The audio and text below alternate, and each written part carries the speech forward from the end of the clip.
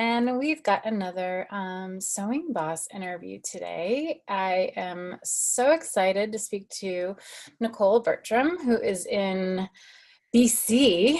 Her studio, called the Spool Sewing Studio, is in Canada, and she's going to tell us exactly where it is and tell us a little bit more about it. Sure. Hi. So I'm Nicole, and I run the Spool Sewing Studio in Courtenay, BC. It's on northern Vancouver Island. So you probably know where Vancouver is. There's an island. There's Victoria. I'm north of that.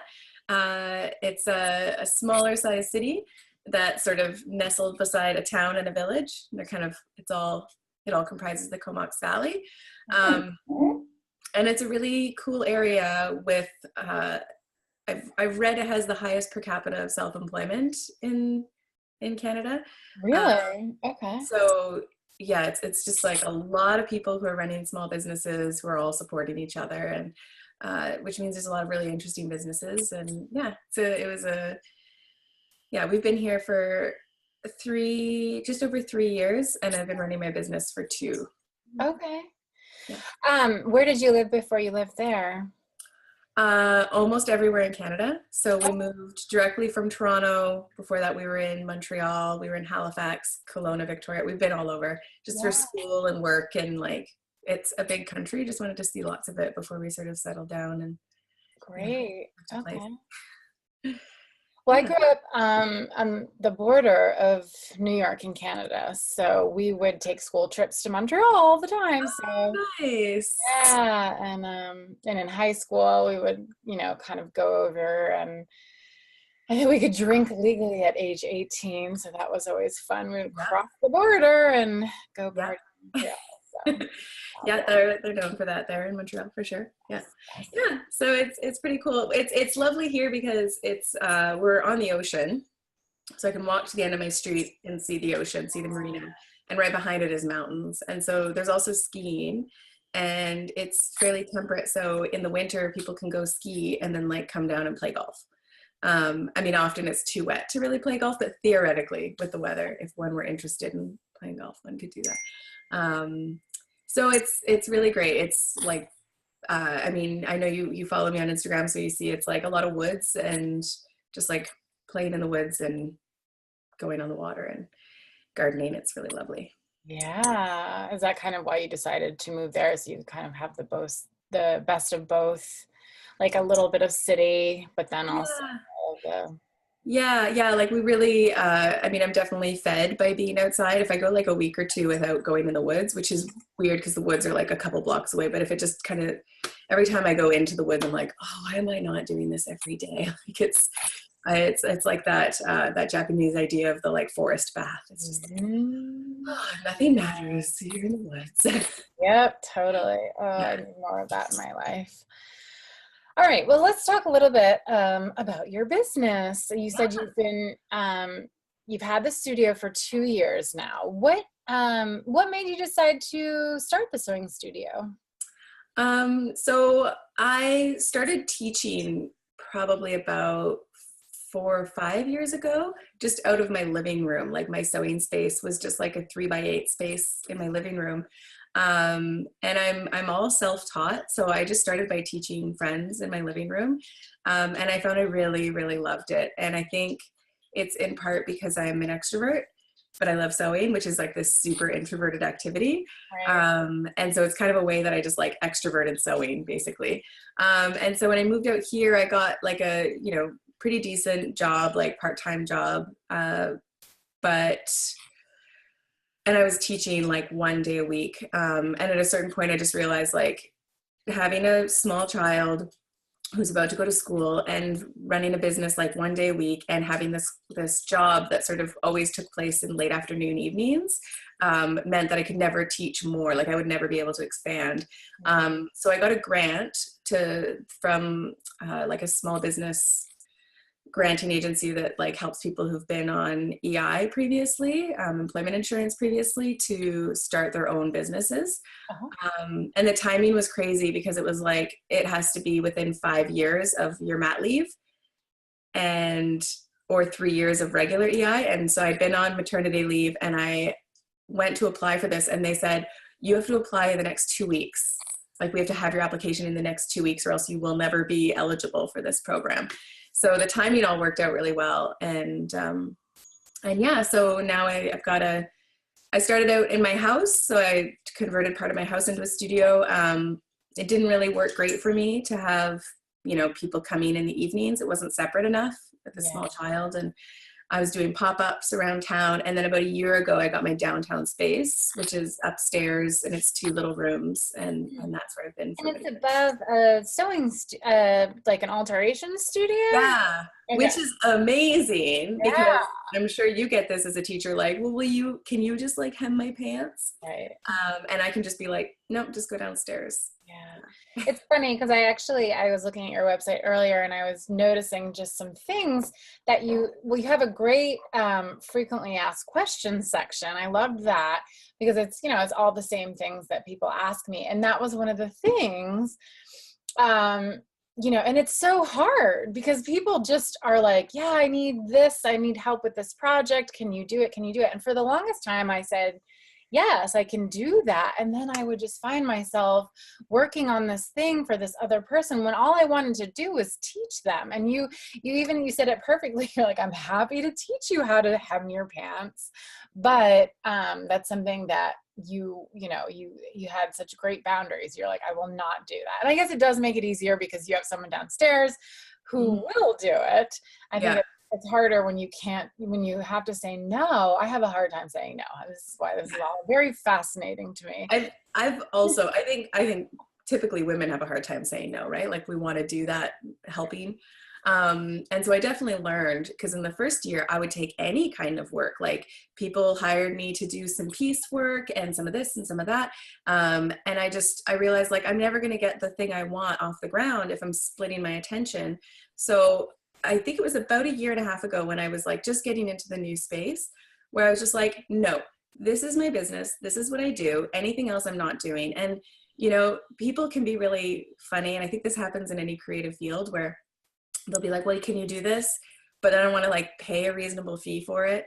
And I'm not going to appreciate that you've done it. And I'm going to think it's really easy like that. Someone came up the other day and said, oh, can you fix these pants? And I said, no, that's not my business.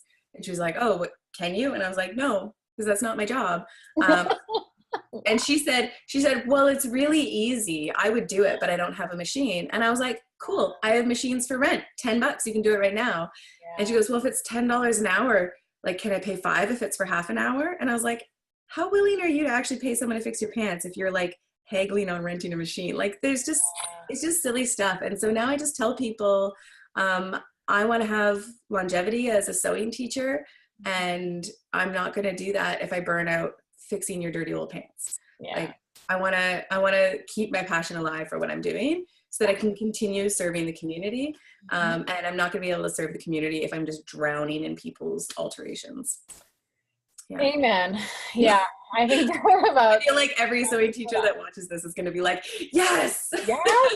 No, it's so true. And there's a lot of sewing teachers who gladly take that on. And I always just kind of go, wow, good for you. But at the same time, it's really difficult to just, I can't do it anymore because, and it's so funny. You learn that so quickly. Like it really took me a long time. And it's funny, the whole saying no, having it be sort of just like the end of the sentence is very hard too. So if I can't recommend maybe I know somebody who can do it, or try this person, or maybe you could do this. It's like, no, now it's just like, no, I don't do that. So yeah, I love hearing other people saying it as well. It gives me a little more confidence to do it. Yeah. Okay, cool. The other thing that I saw on your website, I loved, it's funny because like when you teach kids, you can't be super technical with your sewing. And you'd mentioned, I think right in one of the first pages, you know, we're different than 4-H, we're different than home ec. And I always tell people I'm different than if Martha Stewart were teaching you how to sew. You know, like when you're first starting out, I'm not going to make you iron your seams open. I'm not going to make you seam rip the thing that isn't quite, you know, I mean, obviously if it's not right, you're going to, you know, have somebody fix it. But at the same time, that's no fun for anybody. You know, it's like we're teaching, I don't know, I'm teaching people how to have fun with sewing. And this is like kind of building a hobby. They're not necessarily, you know, wanting to open up their own tailoring business. So another thing I saw. So can you tell me a little bit more about why you made that an important part on your website? Yeah. I think it is really important. I mean, with adults too, I tend to be really easy, although the mistakes are not as dramatic. But with kids, when they do a mistake, if they show me and they're like, this seam is like really uneven, I'll be like, like, are you happy with it? And if they're like, no, then I'm like, then, you know, let's seam rip it. And if they're like, whatever, then I'm like, okay. But I think people would sort of bring ideas of what they thought maybe their kids would make sometimes. Mostly not, but it does happen, you know, like when you put your kid in piano, you probably want them to come out like playing a song within a few months or whatever. Fair enough. But often the projects that kids make are, like, to be frank, like they're sloppy and they don't look like Pinterest. But they love them. But they had so much fun. So it was really important to me to like communicate to parents, like, don't expect it to look like the Pinterest thing. It's going to be the thing that your 7-year-old made. Like, it's going to look like a 7-year-old made it. They're not going to cut perfectly straight. And, you know, I could cut things for them and then like pin things for them and then just like sit them at the machine and they sew, but they're not getting the fine motor skills then. They're not going to become better cutters by not cutting. So it's really good lessons for them to learn that, like, it's not as easy as it looks. Right. And it's really good for parents to not expect it to be perfect. I talked to a pottery teacher who said that, you know, she had someone who dropped their kid off and was like, all right, you're going to have a mug by the end of the month, right? And it's like, that's super hard. She's going to have like a bunch of lumps, basically.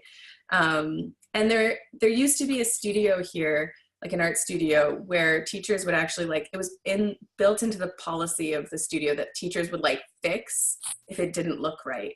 So a kid could be painting and the teacher would come and like redo the nose. And that takes like all the pride and ownership. I know, takes all the pride and ownership away from that kid. So I'll help them when they need a bit of help. I'll give them little tricks and tips, but mostly it's just like, if your thing looks crazy, that's fine.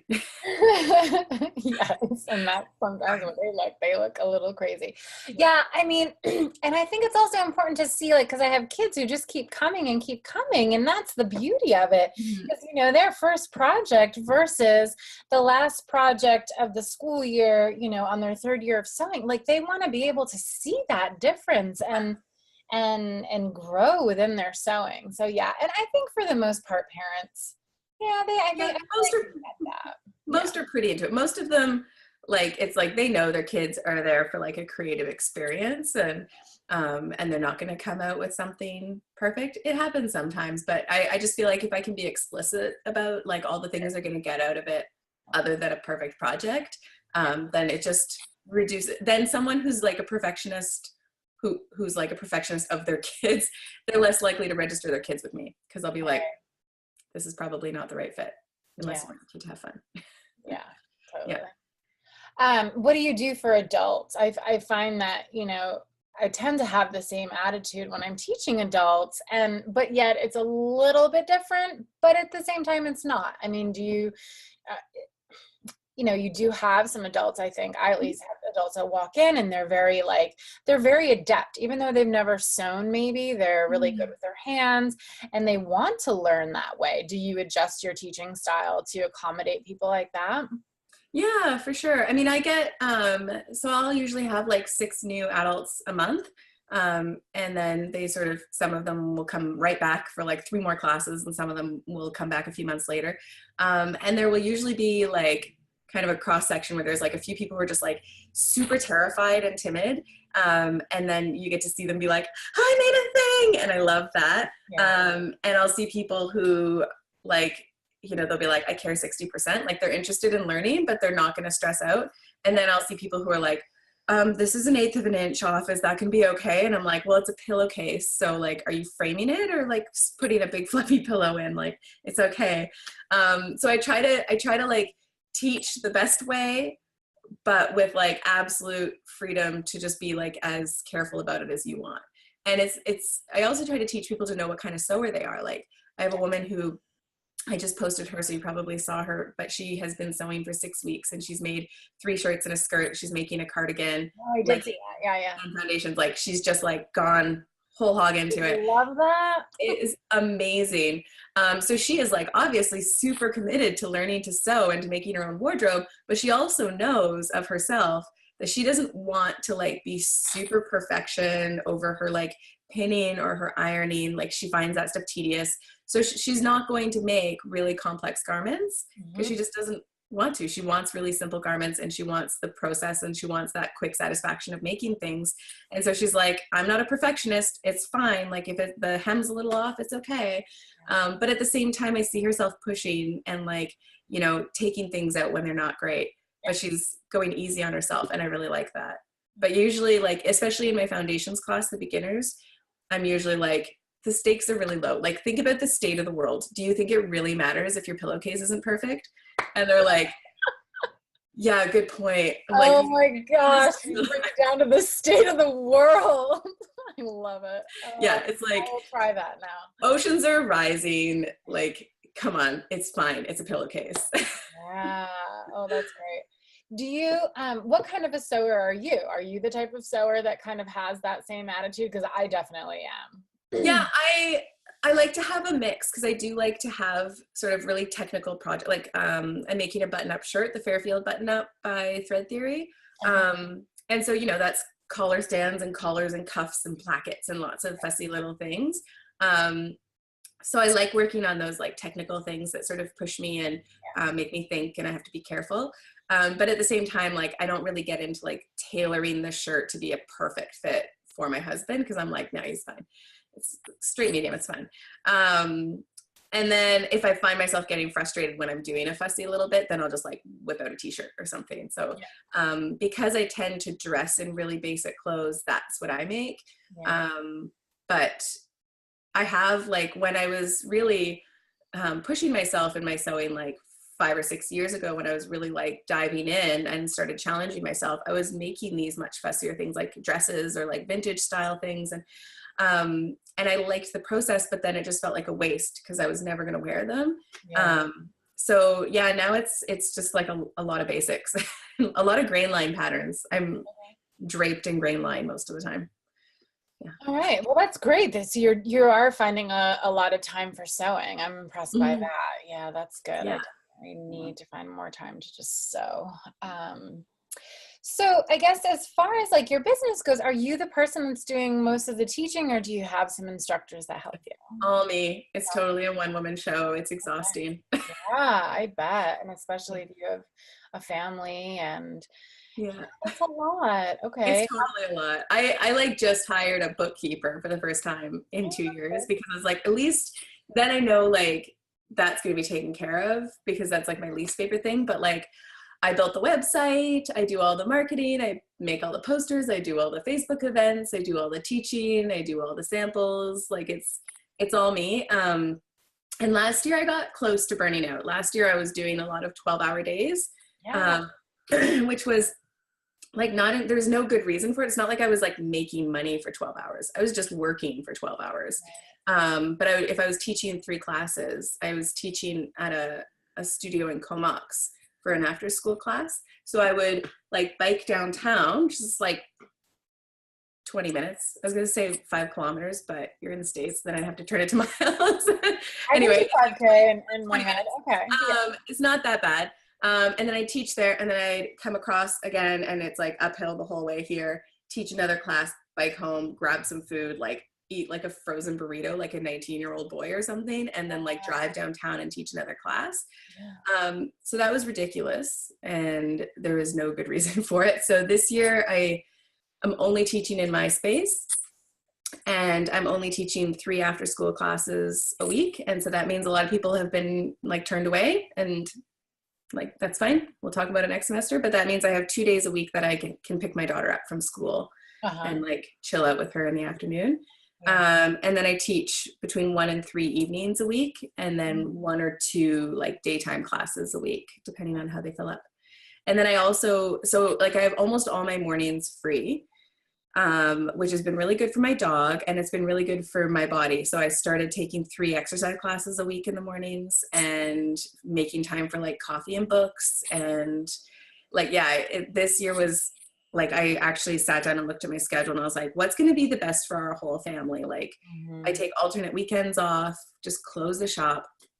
And, you know, I might be losing the sale of a couple meters, or like, you know, an hour drop-in student or something, but that's not worth it if I'm burnt out by Christmas. So yeah, much better balance this year. Good for you.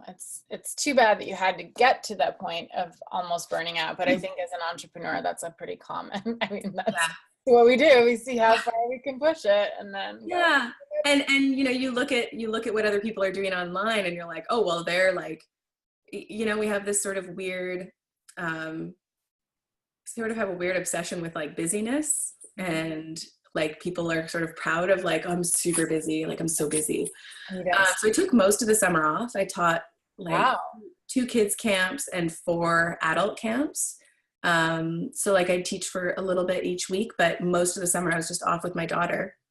And excuse me. And that was a really great way to sort of shift my perspective of how I don't need to sort of subscribe to the cult of hustle. Like you always have to be hustling and pushing and pushing. And I was just like, you know, I'm not saving lives. I'm teaching sewing. And I posted something on my Facebook at the beginning of the summer, just saying like, I'm only going to check my email when I'm at work. So you might have to wait 5 days to hear back from me. And that's it. I'm going to be with my kid. I'm going to be in the garden. You know, if something's absolutely an emergency, you can call me, but it's sewing, so it probably won't be. Everything's on my website. Everything's set up. Leave me alone, essentially. And that was like one of my most shared and most popular posts I've ever put up.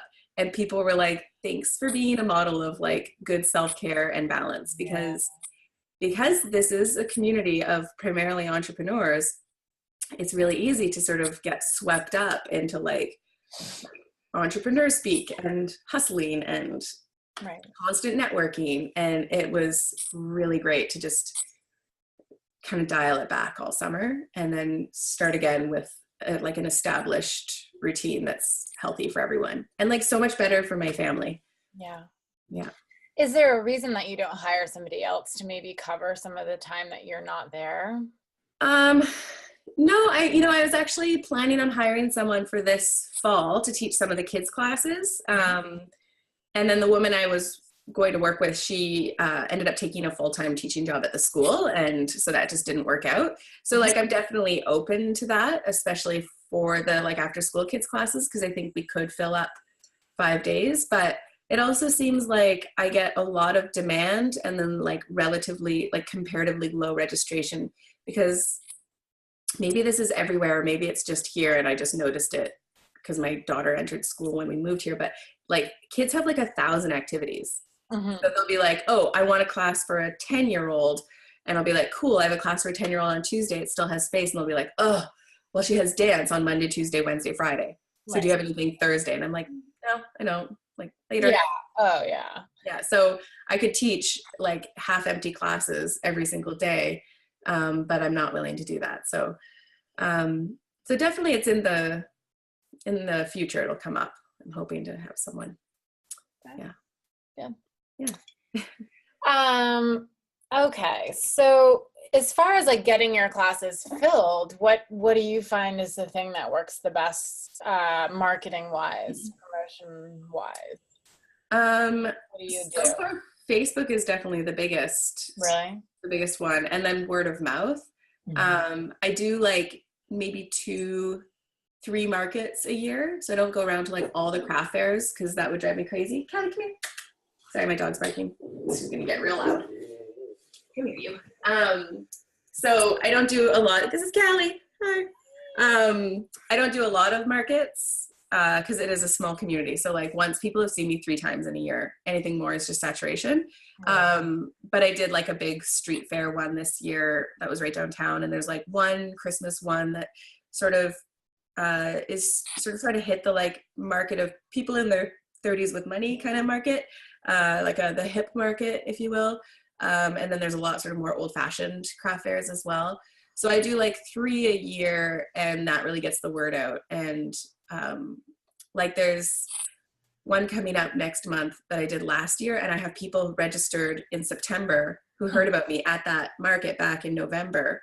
And it's just like a matter of when their schedule aligns. So sometimes they start like the month after they see me, and sometimes it takes 9 or 10 months because people's schedules are tough. So yeah, and then other than that, it's word of mouth. I'm in such a little tucked up space that a lot of people are like, I walk by here every day and I never see you. And I'm like, yeah, that works for me because I'm not always here. So, Yeah. you know, I have a sign on the window and a little sign at the door downstairs, but the door is recessed. And so unless I have my sandwich board out, which I don't put out all that often, I'm sort of tucked away. Yeah. All right. So sounds like you've got kind of what you're basically as busy as you want to be. It sounds like for you. Yeah, I could be a little busier. Like definitely like I intentionally pack my schedule with more classes than I think will fill, because I never know what class at what time is going to run. So I like put up a whole bunch, and then a month before anything that's not going to run, I just make it disappear. So it's just like, I don't say like, I'm canceling it. I'm just like, it disappears. No one knows. It's pretty funny you say that. I literally did that this morning for a class starting on Monday. I'm like, there's just not enough right now. And so it's just, it faded away from the schedule. And then if people are like, didn't you have it? No, you must have been mistaken. All my classes are full.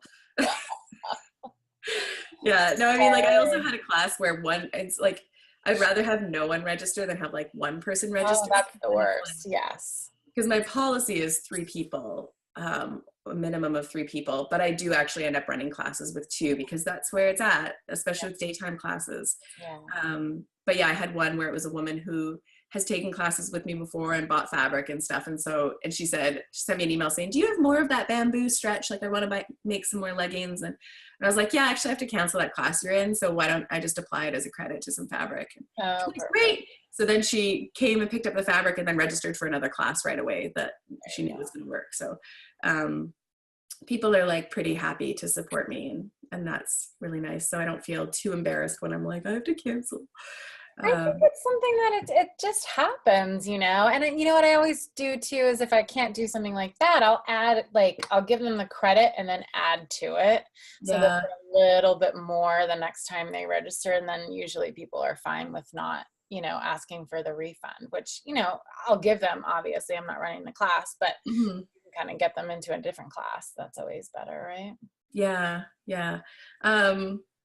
Yeah, it's funny because I have to remind myself, and then my husband has to remind me too, when I'm like, I just had to cancel 5 classes. He's like, you intentionally put like way more classes than you actually wanted. Like if you were teaching that many, it'd be too much. So I definitely wouldn't mind like a little more registration. I do feel like that's where I sort of stress out and feel like I need to hustle, is like getting the word out there. And I made the mistake of putting all my events for like September to December on Facebook at once. So then people were like, dude, you just flooded my feed with events. And I was like, oh, because, you know, they were following me. And so they saw like 30 events all in one day. They were like, that's all I saw. And I was just like, oh man. So now I'm trying to like put them up, like sort of space it out a little bit more. And like right now I'm going through and just like switching out like ones that I'm like, you know what, that November class, I can tell it's not going to run. I'll delete that and put up a couple little 1-day classes that are like just short little, like a tote bag class or whatever. And so I'm putting those up now, and yeah. So you find me, you're the second person that I've talked to. I never put Facebook events for my classes. I always just kind of like felt like it wasn't helpful. But then someone else the other day said that's one of the best ways that they promote their classes. So maybe, I don't know, maybe Facebook events has changed, but I just feel like no one would see it. And yeah, people have to be looking for it for sure. Like it doesn't, but one of the things I like about it is like you saw on my site that the adult classes are separated by type of class, and then you have to go into it to see the date. So there's like certain functionality I'd love to get out of the site that I'm not getting yet. Like I'd love to have a calendar feature where it's really clear, but that's like getting a calendar on a website or on Facebook is literally the most difficult thing that I can do, which, you know, that's, I guess shows how easy my life is right now, but it's like, this is the worst thing in my life. So it's a way that people can be like, okay, let's see what Nicole has happening in October. And they can just look at October and then click right into the link and buy the ticket.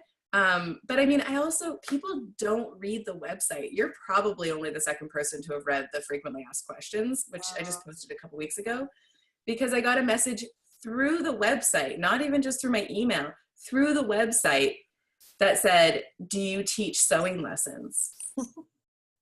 And I was like, well, yeah, like you had to pass by that information on your way to contact us. Like that was the laziest thing. So, you know, having like any way that I can make it easier is good.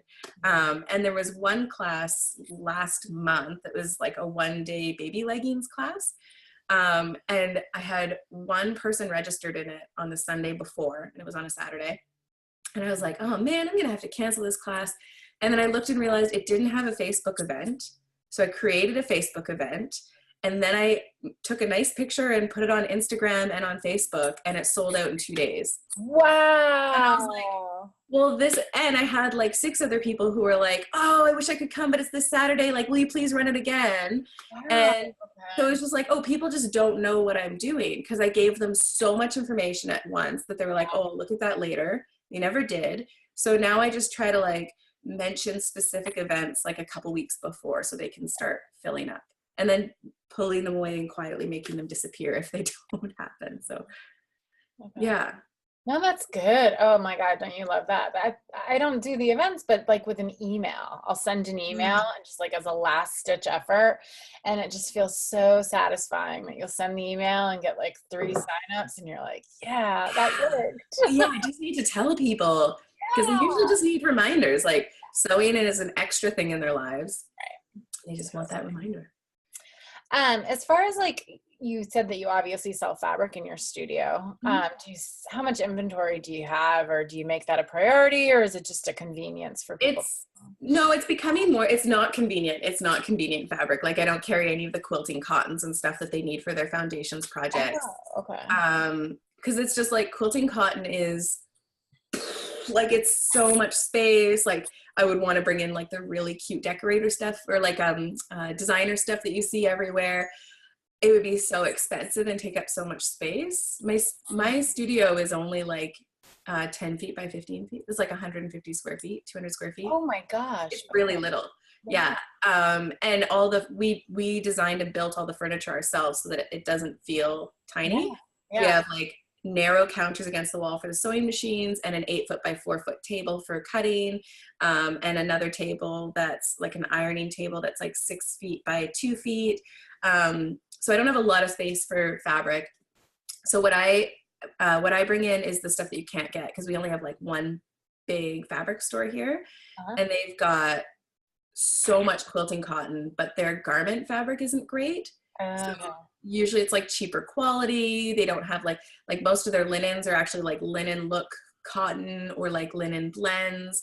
So it's just like that's not their priority. So they have like a lot of cheap garment fabric and then a lot of quilting cotton. So I send people there for quilting cotton, and I bring in like bamboo terry cloth for t-shirts and leggings and linens, hemp and cotton, organic cotton. So those things that you can't get elsewhere, that sort of the higher price point, which is, you know, scary, but people are really excited that they can get it locally now, instead of just having to buy it online. And yeah, like after they've taken foundations when they're starting to make clothes. And it's also opened the door to not just absolute beginners coming in. I now have people who are extremely skilled sewists coming up and spending money because they're like, oh great, I can get like European linen here. This is amazing. So yeah, I think I probably only carry like less than $1,500 worth of fabric stock like my wholesale stock, because I don't want to go into debt if I can avoid it. So I just try to like buy what's reasonable and sell, and yeah, just kind of keep it balanced. And then I carry like indie patterns is a really fun thing to carry. So I'm carrying like Cashmerette and Grainline and Sewaholic and Thread Theory, Oliver and S, probably some that I'm forgetting. So the indie patterns and the fabric, and then like some of my favorite tools. It's just like one little pegboard of like, here's my very favorite stuff that you can buy. Cool. Okay. It's good. I'm really glad to have like opened up that second part of the business. And there's days like the baby leggings class, I build a meter of fabric into the cost of the class. So I like guarantee myself 6 meters sales, which was really helpful when I was getting ready to buy my fall fabric, because I just like sold a bunch of fabric through that class and then like made another order. But yeah, people come back for more because sometimes they'll take the t-shirt class with cheaper fabric from Fabricland, and then they'll bring it and they'll realize it's really hard to work with and it's not flattering and it's too clingy and it gets pilly, and they're like, okay, you were right, I should have just spent like $26 on your fabric because spending 18 wasn't that much cheaper and this stuff is garbage. So right. Yeah. But it takes it takes doing it first to really fully understand why good fabric is expensive, right? Yeah, it's so much easier to work with. Yeah, I get people to come in for fabric consultations. So if they register online, I recommend you come in for a fabric consultation before you buy fabric, because otherwise people will come in, even if they're not buying it from me. I'll be like, yeah, you can go there, you can buy cheaper, but this is what you're looking for, and here's what you don't want to get. And that way I don't have people showing up to a t-shirt class with like a quilting cotton or something. Yeah. So, because that happens. Totally it does. Do you usually provide fabric in your kids' classes, or do kids bring those? Classes. Yes, sorry. In the kids' classes, we do. And so we do carry actually a lot of quilters cotton.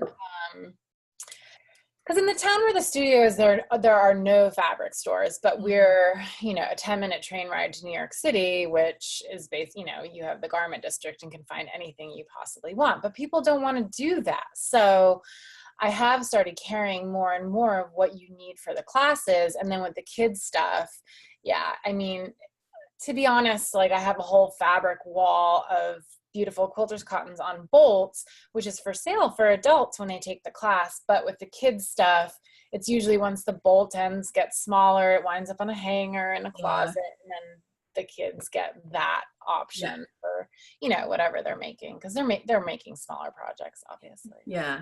I get a lot of like donations of quilting cotton from people too. So like I'll go buy some, like freshen up the stock. I'll buy like 1/4 meter pieces, like fat quarters or even like long quarters. And they go so far. Like I pulled out some last Wednesday and my students were like, hey, I used that last year. And I'm like, yeah, there's still some of it. Like use it up, do what you want. And yeah, it goes really far. And then people are always like, oh, do you want my stuff? And sometimes you have to like sift through a bunch of old like acetate lining, which like I'm never going to use for anything. And then I have bins of lining fabric. It's the worst to teach with, Oh my God, that stuff is but I can't say no, so I've got it, and eventually I'll probably donate it to some student or something. Yeah. I don't know. I guess you could theoretically use it for like muslins or something, but it's so awful to sew with and it frees. That's terrible. I don't know. Tote bags. Yeah, Tote bags that can like pack up really small. Oh, right. Like a grocery shopper that you can throw in your purse or something. It's someone pleasant that's not a bad idea, actually. that class. Oh, all right. So as far as like staying inspired to continue doing what you're doing, what are some of your secret inspirations that you use to kind of I spend way too much time on Instagram, like literally affecting my eyesight. Yeah. But I do get a lot of inspiration. I'm trying to get better at that though, because I think we all sort of dive in, and I don't know about you, but like I sort of feel like when I look at Instagram, I'll almost feel like it's just one person who's making everything and is just so much better at making things than me. And then I have to remind myself that I'm looking at like 1,000 people, and that might have been their one project for the year. And but I'll just have this like, oh, everyone's doing cool stuff feeling. And then I just like have to look at my own and be like, oh yeah, I'm also doing cool stuff. But yeah, I don't know. I've got a lot of inspiring people in my community. So there's like Thread Theory Designs. I don't know if you know them. Menswear indie pattern designer. I've heard the Seamwork podcast about them. Yes.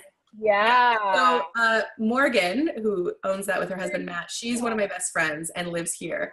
And we became friends because someone told me like, oh, I met this person who designs patterns. And it was before I moved here. So I like looked her up and like internet stalked her and sent her an email that was like, I'm moving to where you live and we're going to be friends. And then it turned out really well. And so we become really good friends.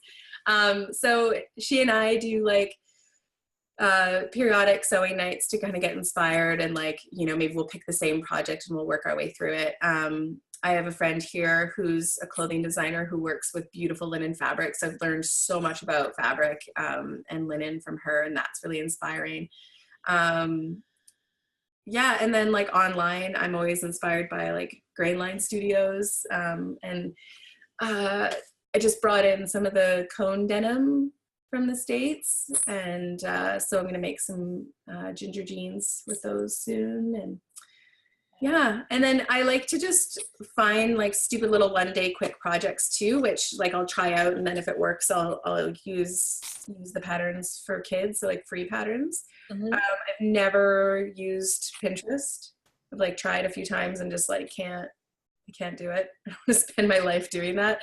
So I usually like will Google things minus Pinterest, so I don't kind of end up in a rabbit hole, and just like find cool projects like that. So yeah.